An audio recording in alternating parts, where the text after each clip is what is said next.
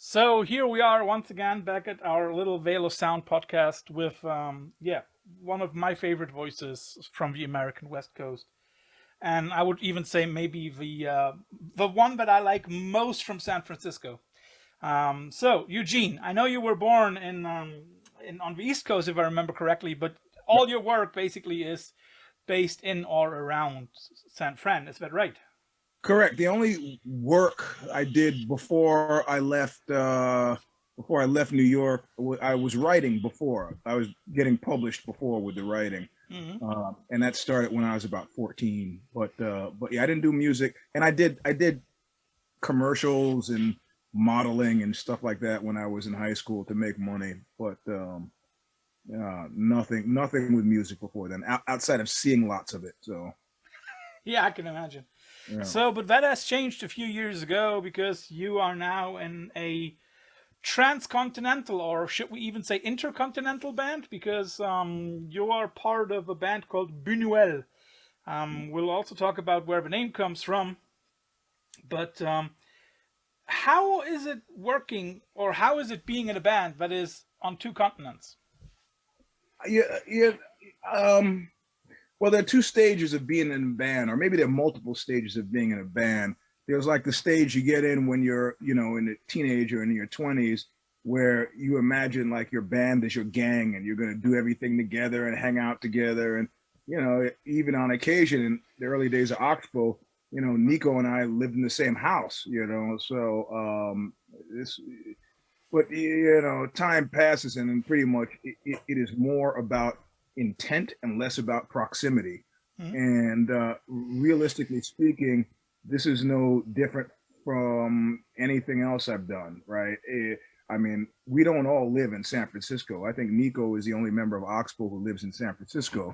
And then increasingly, I found friends in other bands who don't even live in the same state anymore. I mean, quite a few bands actually. Dillinger Escape Plan; those guys are all different places, and Converge and the guys in Neurosis and ISIS, and so well now Sumac.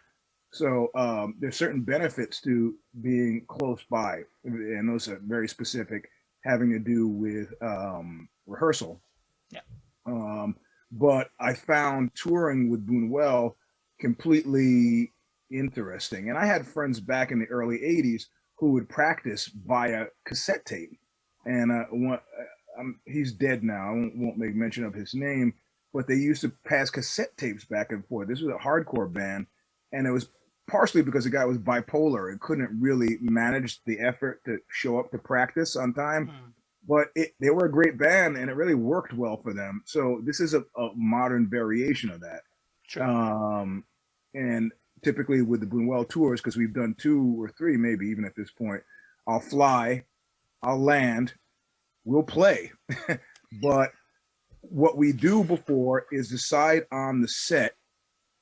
Mm-hmm. We listen to the music intensively, and then we play that set every single night during that tour. And it develops coloration. I never thought that would really work, and it absolutely doesn't work for Oxbow, but it totally works for Bunuel. And so each night is like this high wire act of just trying to hit the right emotional tone and timbre as well as the notes, and it's like war.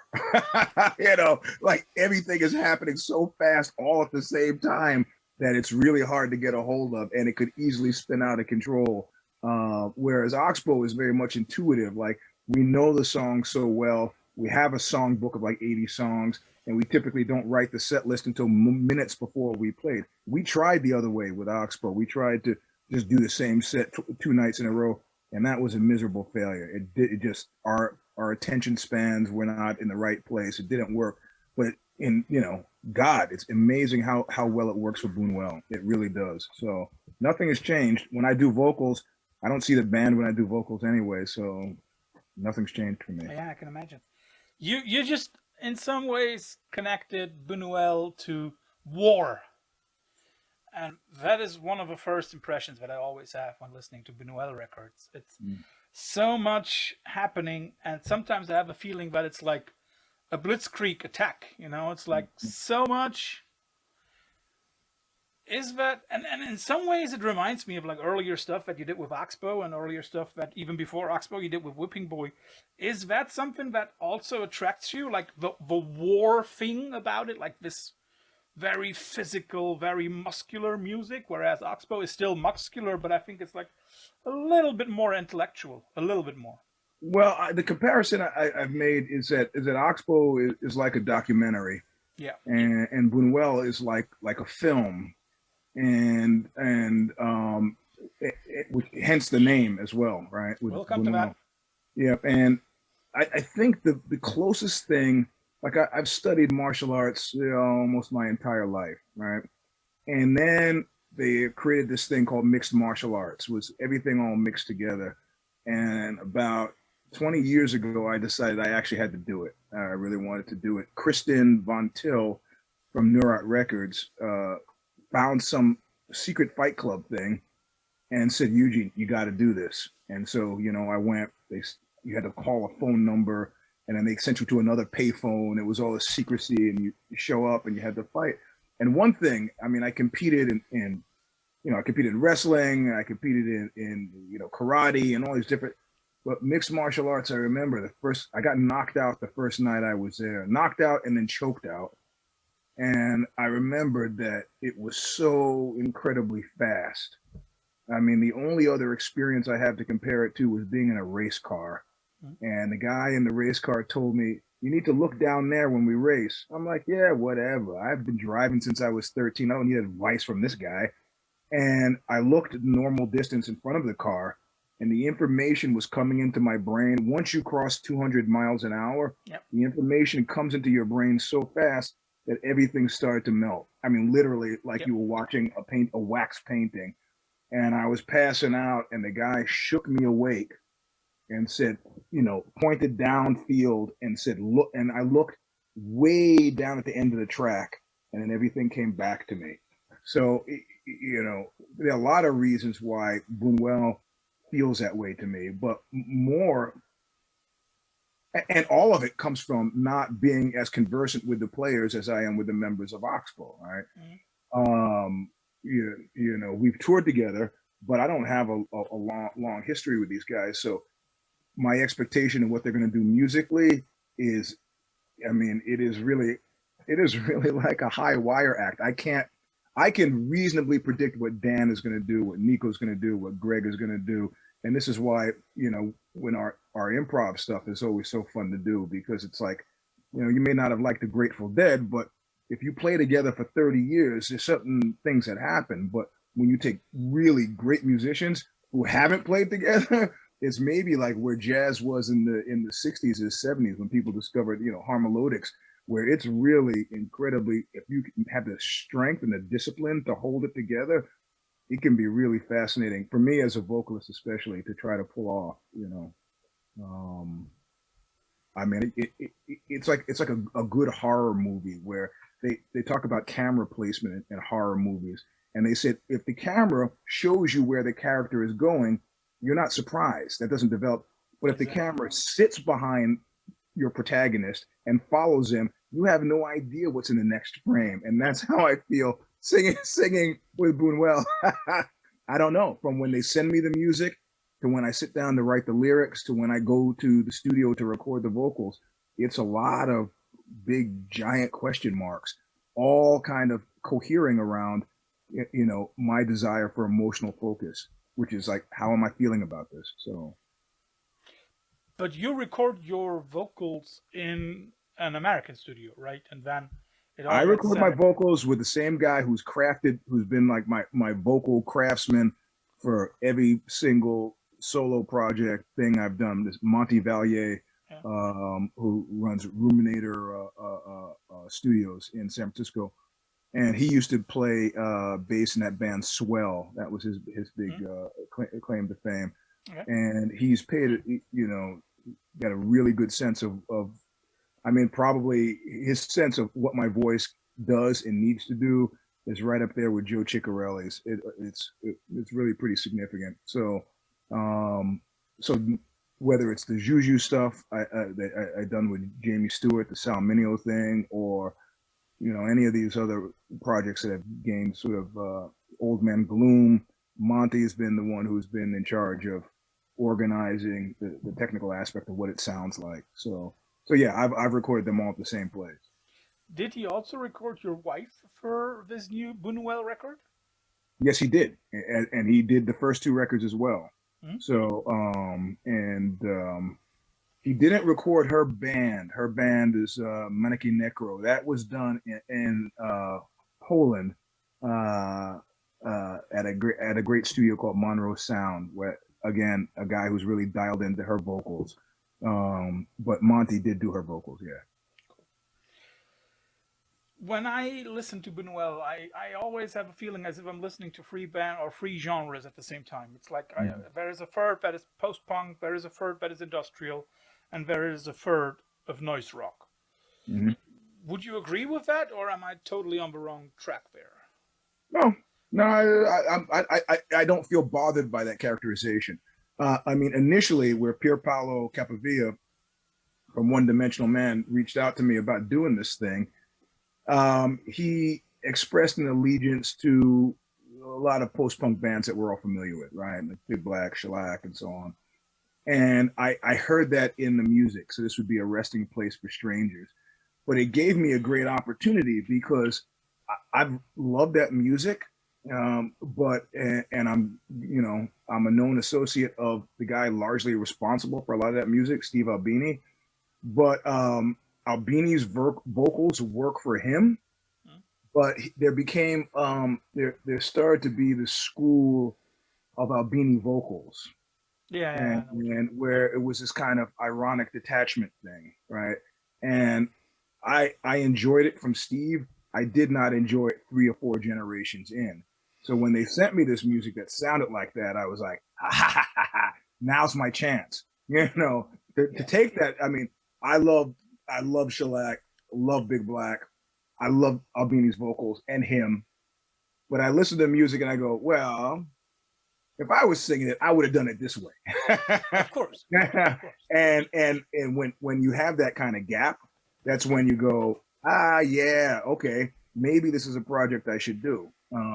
Because what I do with Bunuel on A Resting Place for Strangers is do what I hear when I heard them.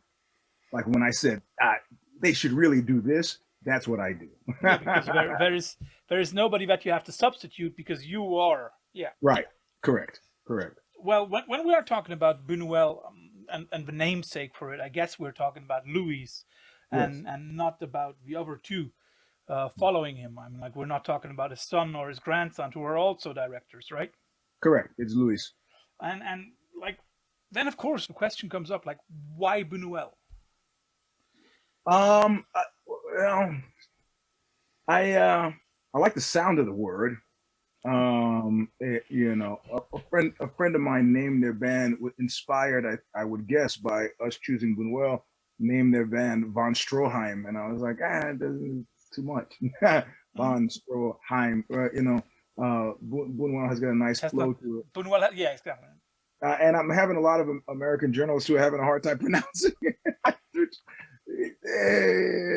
But it started with me with the movies, right? And primarily the movies, and there was always a weird sense of disquietude watching the movies, and not what you would expect given his fellow travelers, right? Mm-hmm. I mean, I don't know, I mean, it's unfair to say so, but latter day Dolly, who I crossed paths with, right? I was alive when he was alive. Yeah, had become we both were. Yeah, okay, good. I was a child. You're a little older, but yeah, no, I mean, I remember him hanging out like Studio 54 and stuff, and he had become sort of a figure of fun, kind of a.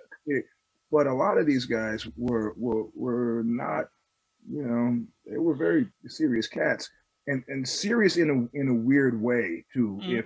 I don't want to get into it because it's a really major diversion, but Marcel Duchamp, his name has come up in a lot of weird places. Specifically, I'm talking about the Black Dahlia murder case.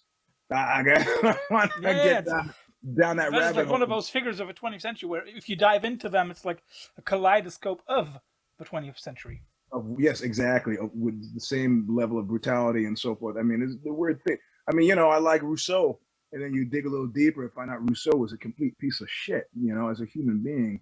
So I don't say this about Buñuel, but I say that there was an edge to his movies that I think has largely been overlooked, and I think that's what I was um, that's what I was cluing in on, and I think that's what I wanted to evoke, right? Mhm. And I mean, as evidenced by the covers, as evidenced by the titles, and the lyrical impact, which to me is always about this kind of, in the instance of Buñuel, about this kind of dichotomy between how things appear and how they are. Yeah, the And difference between yeah, yeah. there's a great kids book. I've got 4 kids. My oldest are all like in their 20s, but my youngest is like 18 months old, and she's got this book, and it's called, for the life of me, it's called Good Night Construction Site. And it's a great book, but for like, to use Leonard Cohen's phrase, if there doesn't seem to be the scintilla of foreboding and sinister anonymity that goes along with that title, I just can't hear it any other way. And of course, the kids, the bulldozers going to sleep, and the dump truck is going to sleep, Yeah. and there's all these kind of kid tropes. But I'm like, good night, construction site. That doesn't sound good to me at all. you know. But Oh man, I had a guy take me to a construction site late at night once, and it's a he, tricky place, right? yeah, man, he jumped out of the car and he gave me a sandwich bag, and he said, "I'll be back. Don't open this unless you have to." And I could tell that there was no sandwich in that sandwich bag. I was like, fuck, I can't leave. He took the keys. I'm stuck at this construction site with something in a sandwich bag. And he came back 15 minutes later, and we got out of there and never spoke of it again. So yeah, construction sites make me uneasy. Yeah. That was back in New York, right? No, no, man. That was in California, and that wasn't all that long ago. No, no anymore. Yeah. Do, Yeah. do you have like any favorite movie by Bunuel? No, no, no. They're all. He's not my favorite filmmaker. Also, Mm-hmm. incidentally, by the way. No, I've enjoyed them all similarly. Which I can't. Let me talk about how I think about favorite. Like, if you have movies I feel okay about in average, but you have a really stellar one, I know that lightning in the bottle, that something really special happened, and it elevates it for me more so than if all of your movies are great. If all Mm-hmm. your movies are great, then it's hard for me to have you as my favorite, because it's like Martin Amis as a writer. I've not read anything he's done that's been shitty, so it's got great. You like Martin Amis? Yeah, he's great. What's your favorite? He's just great. He's a great. If there were bad ones, I could talk about him being great. Yeah, but Joseph Lucy is Mhm. probably most of his work has been not right. It's been good, but a movie like The Servant for me is so complete and so fantastic. It could be that it was written by Pinter. It was adapted by Robin Mom. Somerset Maugham's nephew, I think it was. I don't know what it was, but that was just a phenomenal piece of work. So that would be my favorite movie, and because of it, Lucy would be my favorite director. Okay, it's interesting. So it sounds as if you're rather one of those "I'd rather explode than fade away" guys. Yeah, yeah, that's a good way to put. That's a good way to put it. I mean, I'd rather be judged on an absolute work of genius than a steady career of good stuff. Right? Which is That makes interesting because I think a lot of people would consider you in the category with basically all your bands. Yeah, I know, but Would consider that's you what in a drives. category where they would say like the guy has a source for lightning in a bottle. Well, that's kind of what drives me, right? The idea that that you want to do that work that I mean, when they talk about magnum opus, if that's what you want to do, like everything has been good. Everything's been really good. Like I enjoy all the Oxbow records. I enjoy all the Bunuel records, but you want to do that you want to craft that piece of work that's like, to use the common parlance, that's like that mic drop piece of work where you show people like, that's it. This is like, oh, the Sistine Chapel, fuck it. That guy could come in here and shit on the floor. What? I can't. It's just, this work will extend itself through the ages. That's what you're looking for. And that's kind of why I'm still doing it, I think. Which we're totally thankful for. But I would still argue from the other side. Coming back to Bunuel, and to the sound of a band. Mm-hmm. I sometimes have a feeling as if I'm listening to a very modern and even a little bit more aggressive version of a birthday party, who are like one of those bands, right? Mm-hmm. A lot of people refer to the birthday party, if you are a band and you're in a band, like, oh, you should have listened to the birthday party. You must know Hamlet and their version of it. And it's like the same. Sometimes feel as if a lot of people talk the same way about Bunuel. It's like a director's director. Yeah. There's I have a strange relationship with Cave, strange non-relationship. I'd seen him on From Her to Eternity tour in San Francisco. Must have been '83. With Barry Adamson up on bass at the time, and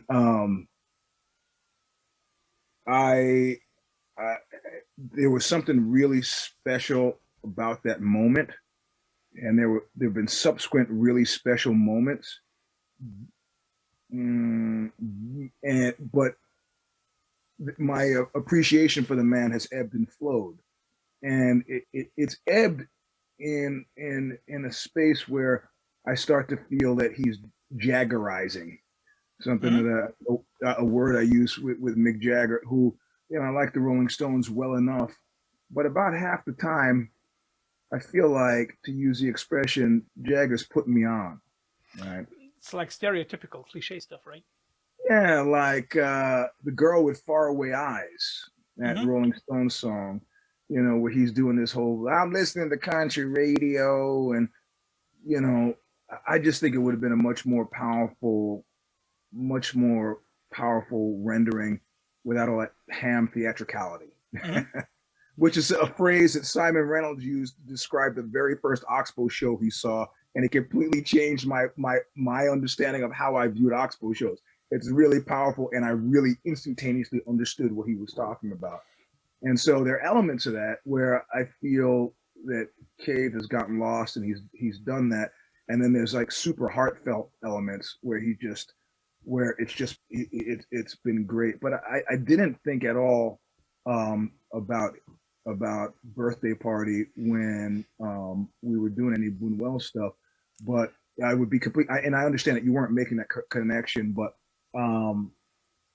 would you agree that Bunuel is like a director's director? Yeah, a lot of directors know him, but nobody outside of or not at least a lot of people. But that's been my thing. I mean, I'm super into this guy named Johnny Hartman. There's a certain type of vocalist, Arthur Prysock, Billy Eckstein, who was the most popular, and Johnny Hartman, and people would come to see him play, like Sinatra would bring Dean Martin, and they would come. He was like the singer, and he never really hit big. But all these big guys, I mean, I kind of wonder why they didn't actually help him. That maybe there was a character issue involved. But his stuff was, when he just, again, he's that type of guy. Like, his great stuff is mic drop great. Like, it's otherworldly. But he never attained. Yeah, so I'm comfortable with that characterization. Again, which is if I had to choose between Johnny Hartman and I'm always more of a Dean Martin guy than Frank. I think I'd like the public acclaim that goes with a Dean, But the critical acclaim is something that makes me feel like I'm not wasting my time, and that's important. If I felt like I was wasting my time, I would stop and do something else.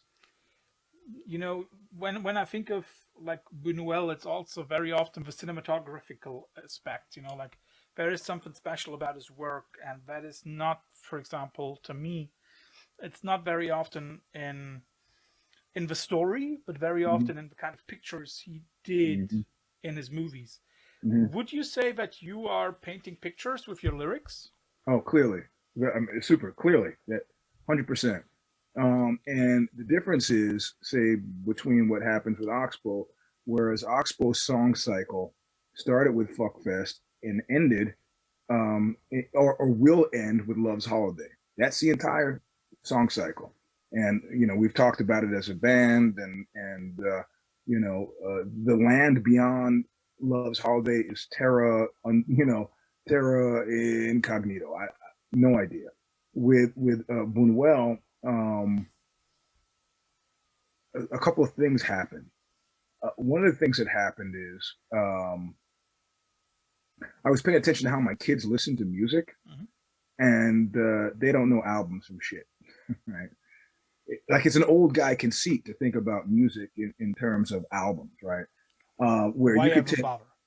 yeah, what's that? Why ever bother? Yeah, because that's not how, that's not what your algorithm serves you. That's not what comes up. And it's not, individual songs. So then I start to think about weird stuff. I start to think about the tetragrammaton, like the four-letter name of God that, when it was spoken, created, the creation burst forth.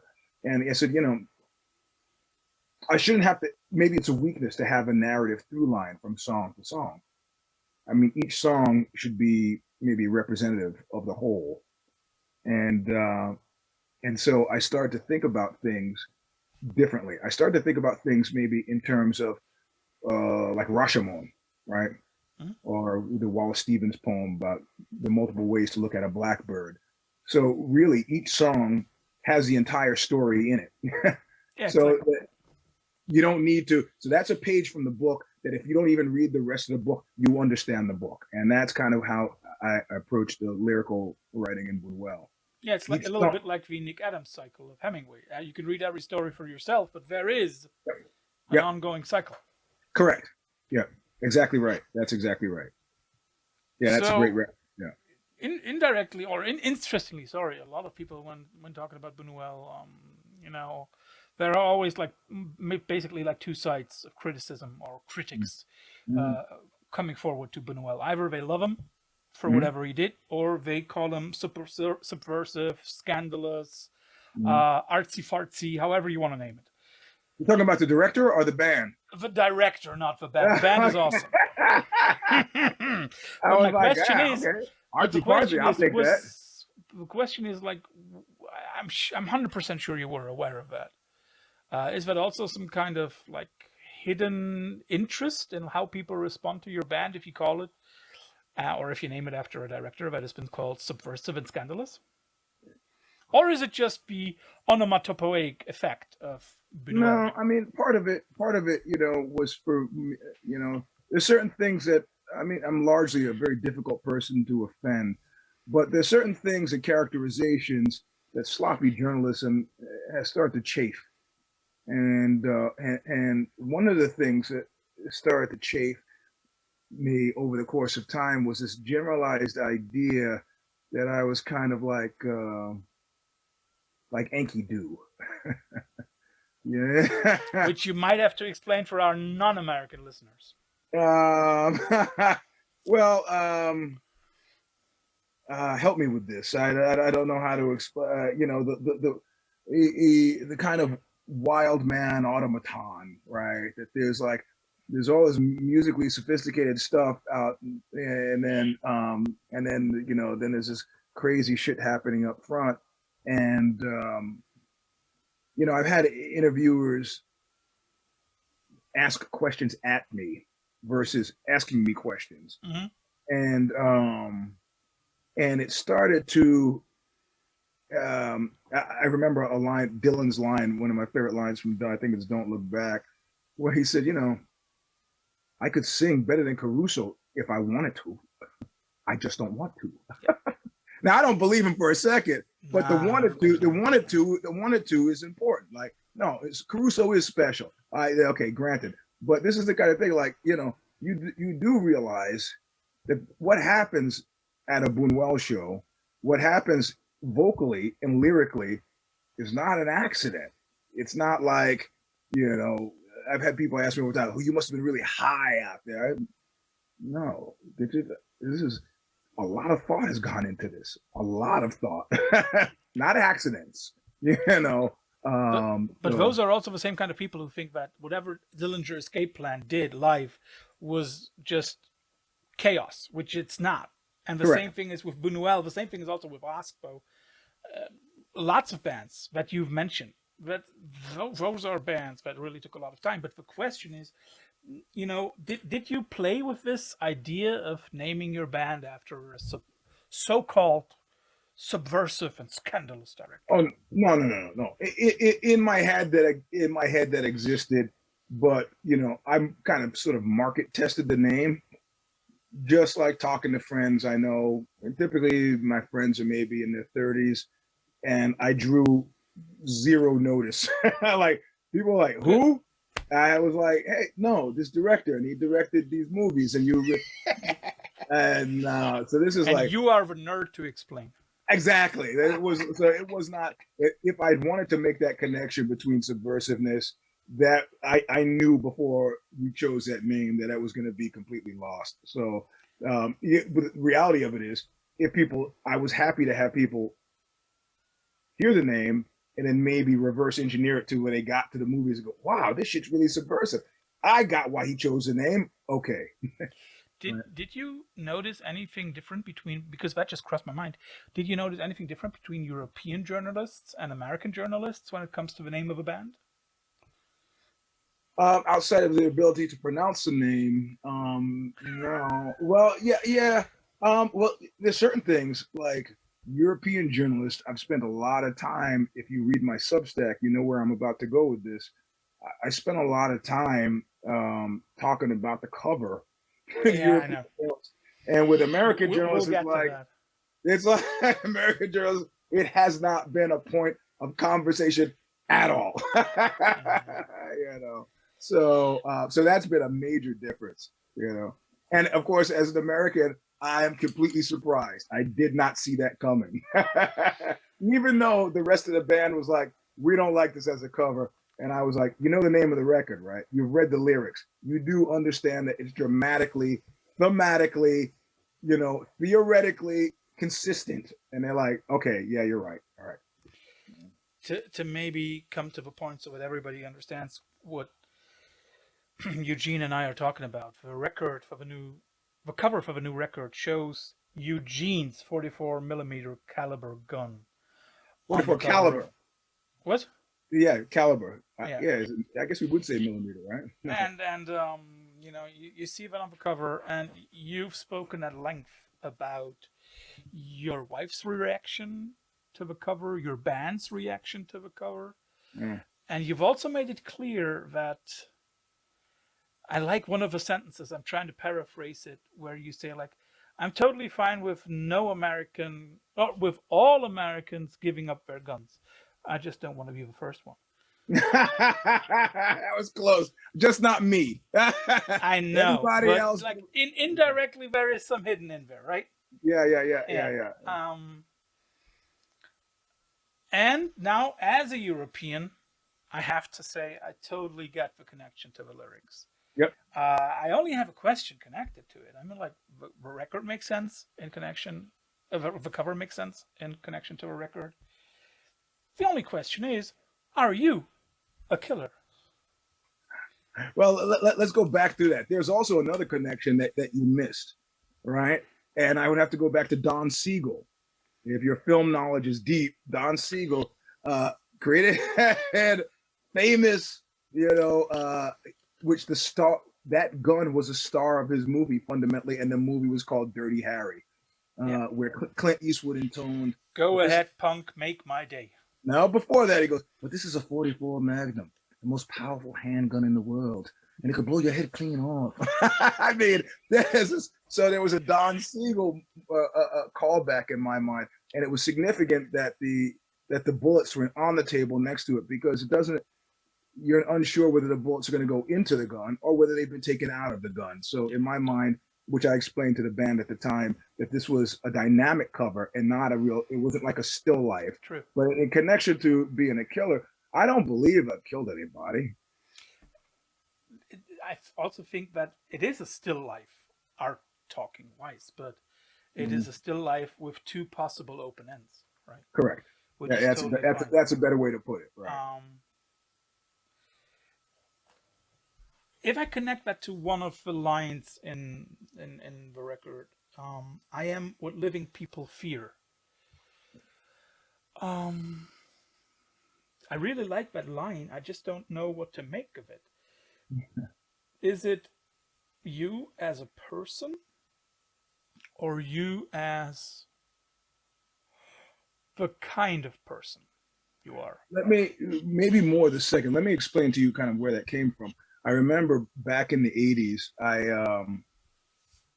I contacted Anton LaVey from the Church of Satan, and we did the interview, which I published in my magazine, The Birth of Tragedy magazine, and I've written about it subsequently, and then interviewed his grandson for my Substack and so on, making me a family familiar, I guess.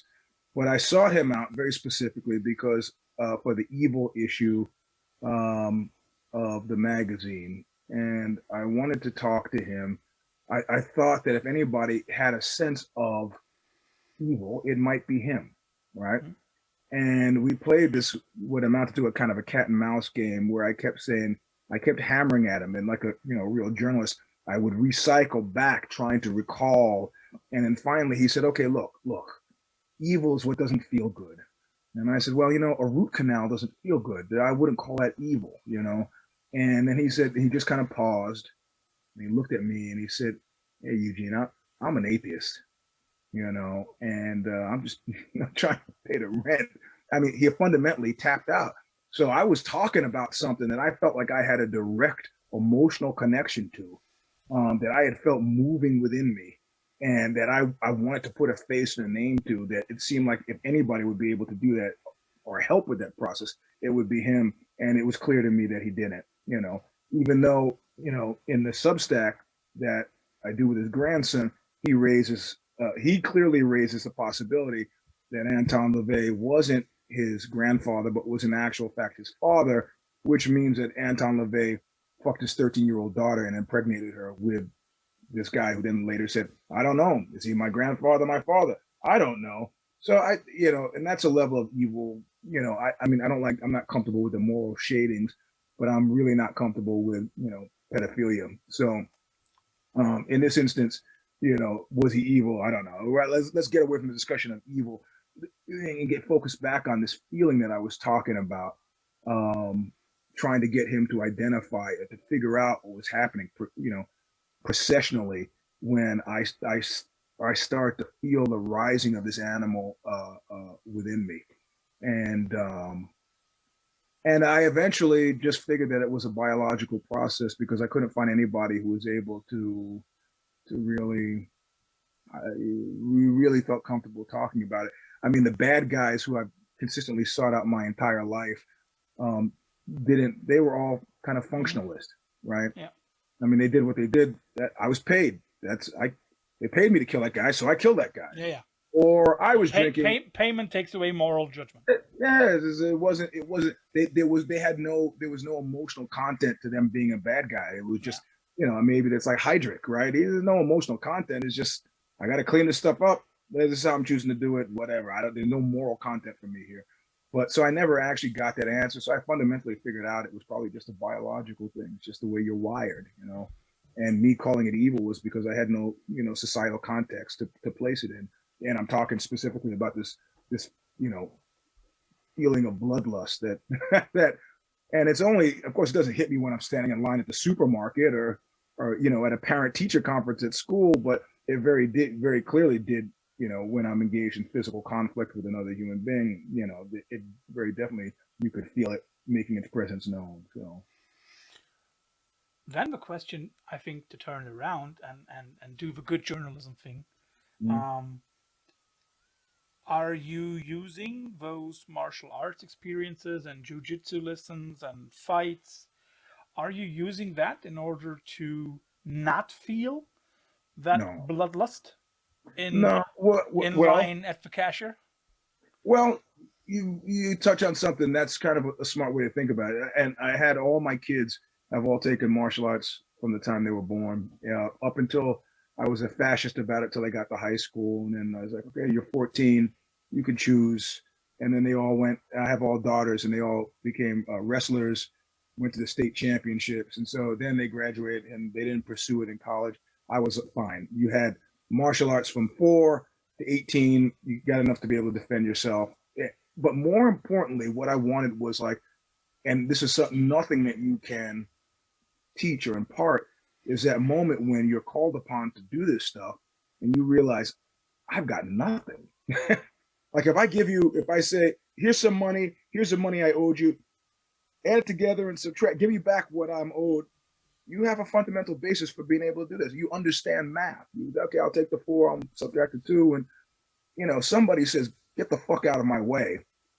If you've grown up in a decent household, you don't know how to handle this, So for my kids, fighting was always purely technical, which puts them sort of at a disadvantage, because the animal thing that drove me to start doing martial arts is being confronted with somebody who really wanted to hurt me. And that's something my kids, because it's all technical for them, don't have the experience. And I think it's much more powerful to have both. So it's not like I'm using the martial arts to quell the bloodlust. I'm using the martial arts as a kind of firewall. I'm fundamentally a really gentle guy and was a really gentle kid, but that's not what this late 70s in New York was about. So it was a firewall between me and the rest of the world, right? And also, I'm a big mouth, so I didn't like the idea of being motivated by fear. If I wanted to say something, there's only one time, and I wrote about this, that I chose not to. And some mafia guy, I used to work out in this mafia gym, some guy was having a steroid rage. He was a mafia enforcer guy. And he was screaming like crazy at his training partner. And his training partner was terrified, and everybody in the room was terrified. I didn't like it. And so I said, ladies, please. And he swung on, he turned, he goes, and he picked up 100-pound, plate, the big barbell, the weight plate.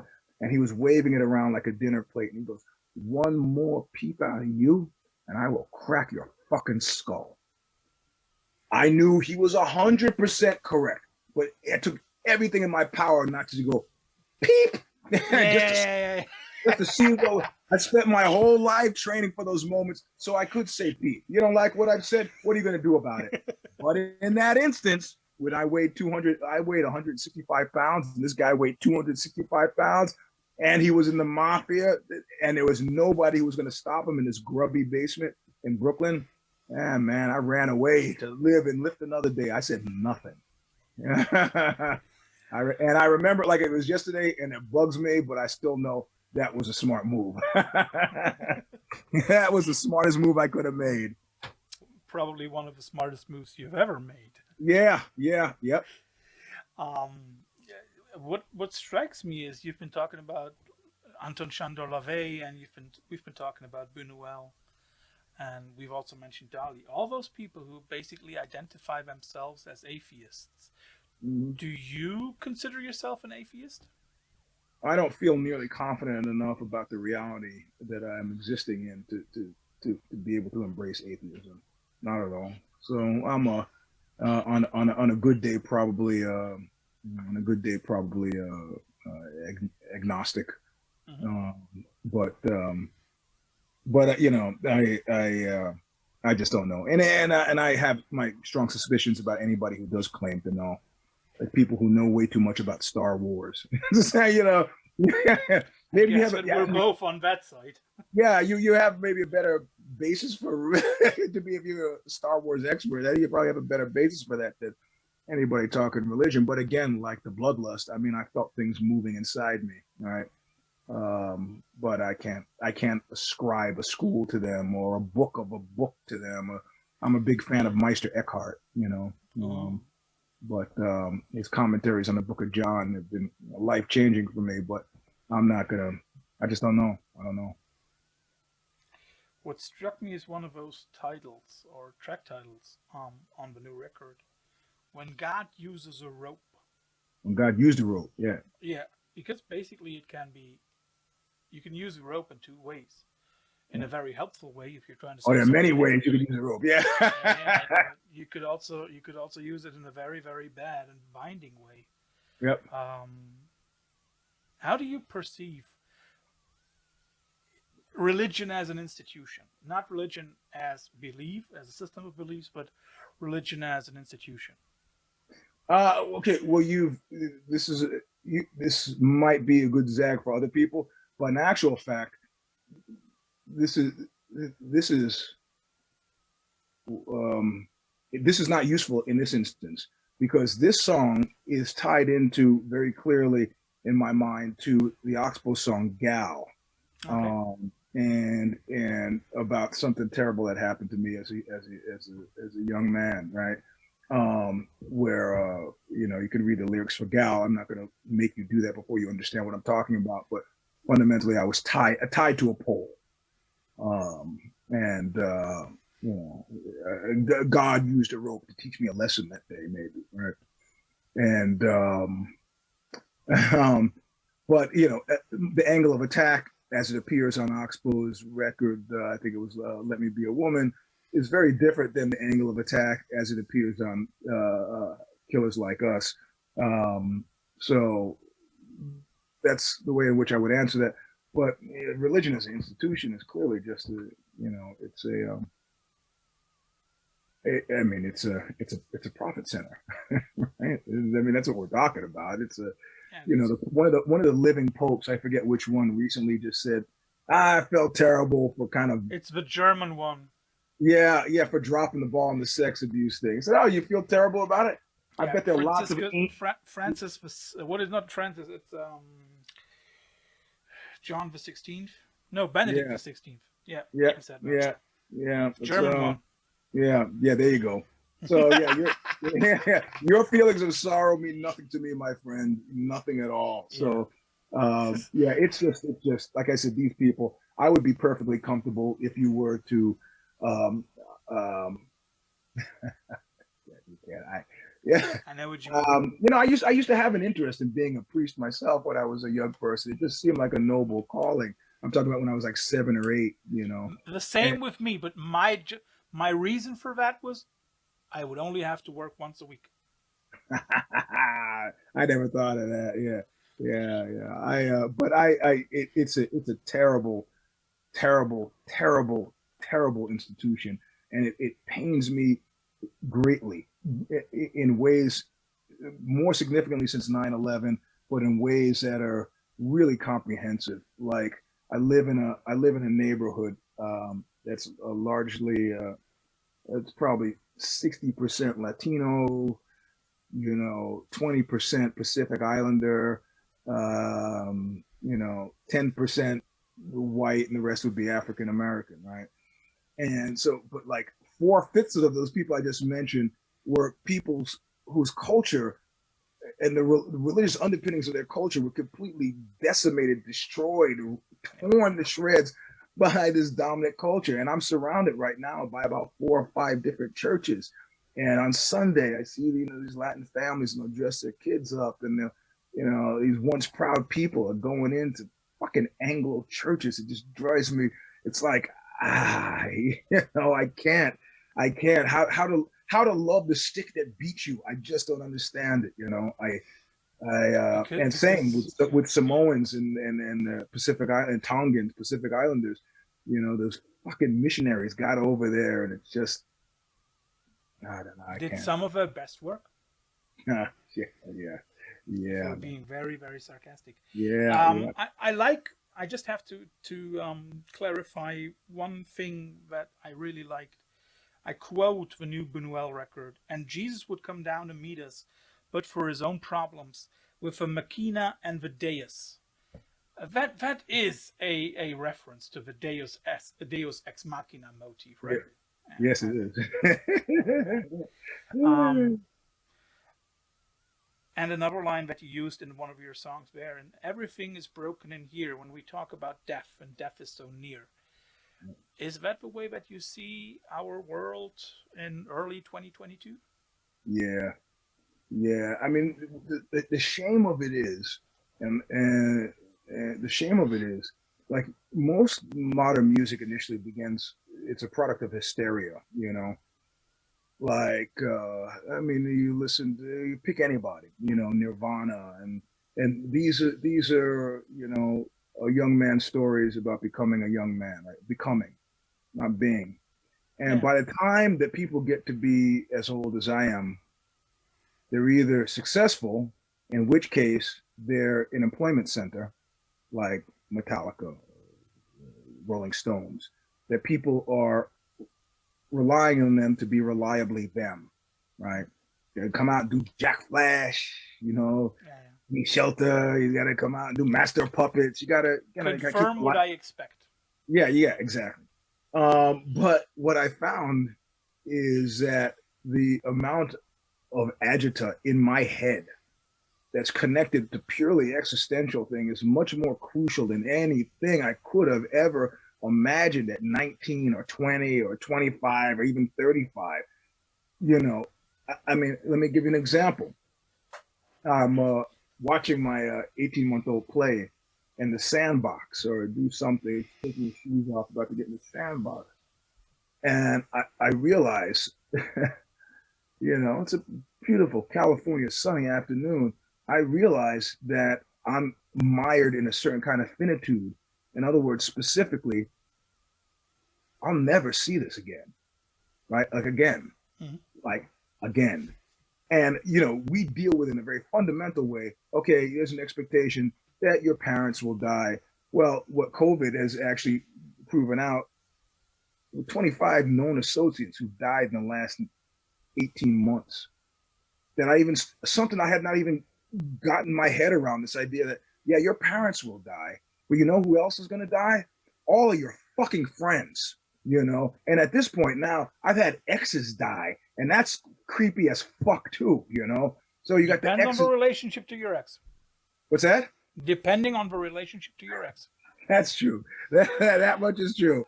I mean, we like I in that piece that I wrote that, you know, I said America has become an abattoir, you know, but Yeah. largely that's the planet we're on, man. Yeah. No, and the only way that I've been able to sort of make my peace with this real existential dread and terror is to view this as this toilet bowl Earth as a Death Star, right? And that fundamentally getting off of it is escaping the eventual crash. Mhm. You know, so this is why horror movies fail to be horrifying to me, because you're not hurting these people, you're freeing them from what they talk about, the fate worse than death. Well, that's it, you know. So yeah, and this, to try to capture this in a song or feeling or a sense or a body of work right now, I mean, you know, a lot of my favorite artists really if you paid attention, really turned out great work as they got older. I mean, but you know, some of them get ruined because successful might ruin you, you know. Well, not my concern. One last question before we come to our infamous quickfires. Hey, is that a Canute shirt you have on? Of course I do. Yeah, that's great. I've got one there too. Mine's yeah, I also see the German gig poster behind you that right. I only recognized because of the magazine logo, which was like the early Visions. days of Visions magazine. Yes. Yeah. Good for you. Yeah. So last question before we come to the quickfire ones. And I think that's also a very short one. For the cops on the new record, is that your shout out to all cops worldwide or just the ones in the US?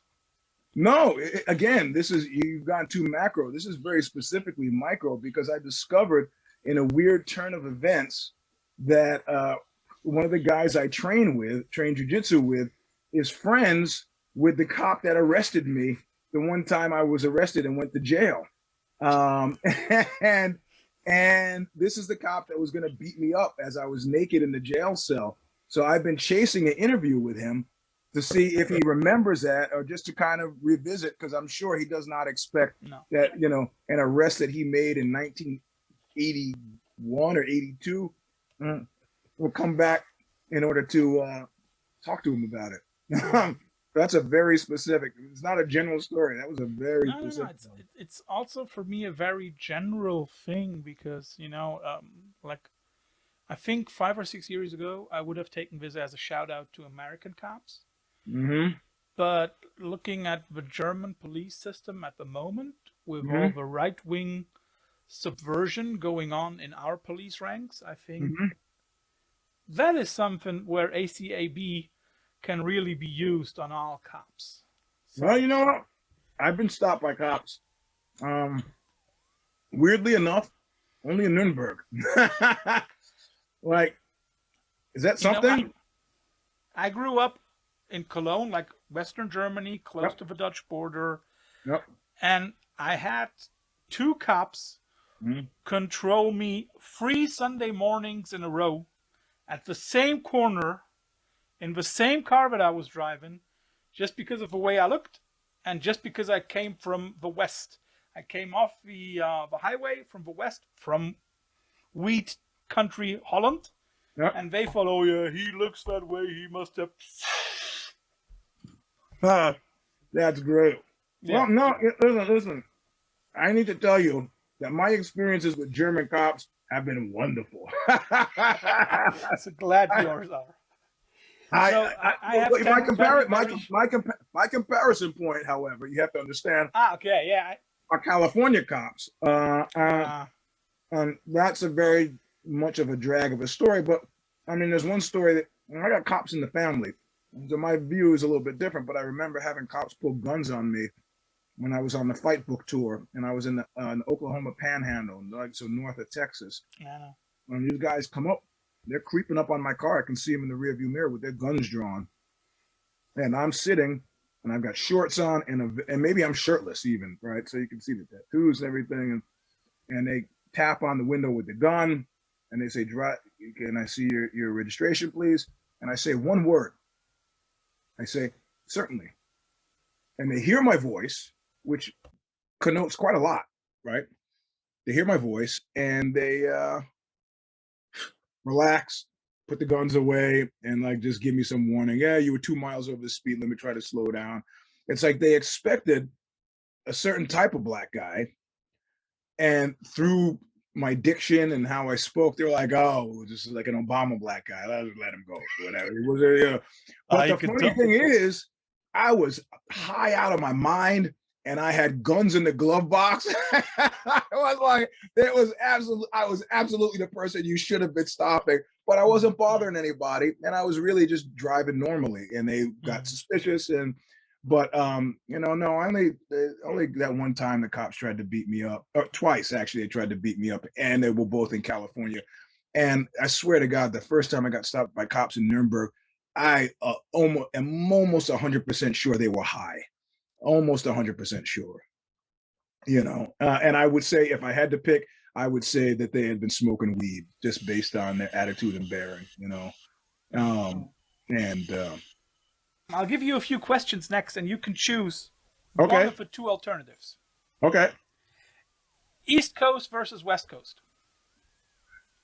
Oh man, I've lived in California longer than I ever lived in New York, but I still, if given when I was in some souk in Jordan, Amman, and the Secret Service was following me, and they finally got me, and they were like, "Where are you from?" I said, "New York." I figured that was going to save me, and fundamentally, I don't really identify myself. I have an uncomfortable relationship to California, so I identify myself as a New Yorker. Dali versus Picasso. Oh, I'm gonna take Picasso. Okay. And I'm gonna tell you why.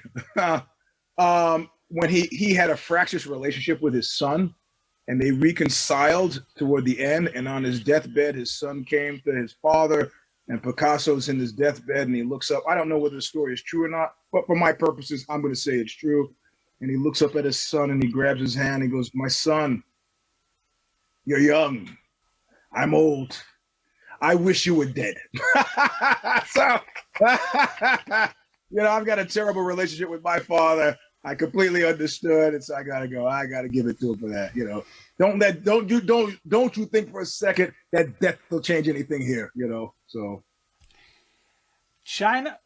While you're drinking, I can tell a good German joke. We had like a very, very famous actor who got like over 108 or 109, and he had a much younger wife. And so one day, Death is knocking on the door of their house, and the actor goes and sees Death standing outside, and he just turns around and says, "Honey, it's for you." I like that. Yeah, it happened to a friend of mine who was in the hospital where he actually was dying in bed, and he saw Death, and he was like, over there, like as a joke, kind of, he's dying, but he had a sense of humor. But it wasn't funny when they found out, hey, what happened to the old man who was in there? And that guy had actually died, so. Chinatown versus LA Confidential. Oh, I'm going to have to go with LA Confidential. Okay. Just because I like Leonard. I like Leonard better. And yeah. So would be my very same reason. De Niro versus Pacino. Ooh, that's tough. That's a tough one. I'm going to have to go with Pacino. I would always choose De Niro, but we cannot agree on everything. Yeah, but then you have to think about Meet the Fockers, right? Yeah. No, don't say yeah like that's no big deal. That he didn't do just one. I can take Ben Stiller sometimes. Man. And then Analyze This, and then look, you look at Dog Day Afternoon, or you look at Serpico, you look this, the variety. He did some Bertolucci movies, and he did but there's been a greater breadth. I mean, of course, now Pacino's kind of become a caricature, but when that starts to happen with him, he typically doubles back to theater, and he'll go back to doing theater. Right? And one also has to admit that the same thing happens to De Niro, basically. Yeah. Marvel versus DC. Oh, easy, Marvel. Yeah. Sorry. Yeah. Although I must admit that the trailer for the new Batman with Pattinson looks amazing. Well, I think Pattinson's a fucking genius. Apart from Twilight. Yeah. Well, Twilight is what caused me to dismiss him, but the Safdie brothers film that he was in caused me to go, oh, shit. He is a really good actor. One must admit that. Yeah. Poetry versus prose. Prose. And last one, in light of yesterday's events, I know you're not a big football fan. No. But the halftime show I think was great, and I gotta ask, Dre or M? Oh, Dre. But even though I have to say I don't like guys who beat women, but But then you dismiss 50% of all hip hoppers. Professional athletes, rock and rollers, the numbers of men who Arthur Miller, I mean the numbers of men who haven't Sean Connery, the list goes on of men who've beaten her. And what I will never understand for my life is how really intelligent people, I mean, like you've just mentioned a few, like really intelligent people can do that to the woman or to the person they love. I don't get it. But yeah, it's blown, and people would think based on me with the martial arts and the whole thing. But I've never hit a partner, I mean, who didn't ask me for it. I mean, I'm talking. There's a difference between sex play. Somebody is like, I think we should. That's when God used the rope. That could be part of it. Yeah, there's a difference between sex play and then just out of control violence. Oh, fuck, that's disgusting to me. I will, as I said, I will never understand it for the life of me. What I do understand, and what I have to tell everybody who's listening to this right now, if you this will come out as after the record has been released, and if you have not listened to Bunuel's new record, Killers Like Us, if you haven't done so by now, you have to change that. Not only for the handsome gentleman that I had the pleasure of talking to for an hour, but also because the record is a wonderful blitzkrieg attack on your nerves and sensory feelings. And I largely feel the same way, because I do the vocals. No, seriously, I do the vocals, and then I don't hear it until, like you, it's finished. So I'm listening like, it's like, it is like frightening to me as well. So, Eugene, thank you very, very much, and I wish you a perfect day in a hopefully sunny San Francisco. No, it's cloudy today, but I got to go to work, so it won't make a difference to me anyway. So take care, man. Bye-bye. Thanks for taking the time.